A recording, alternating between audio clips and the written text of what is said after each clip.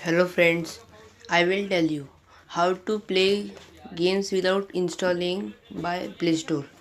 First, go to apps. Afterwards, go to setting. Afterwards, go to about device and go and click Android version.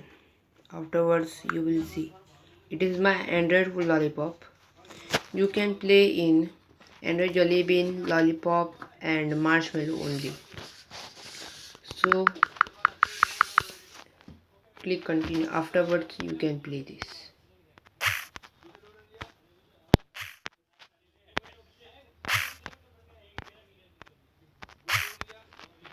Oh shit.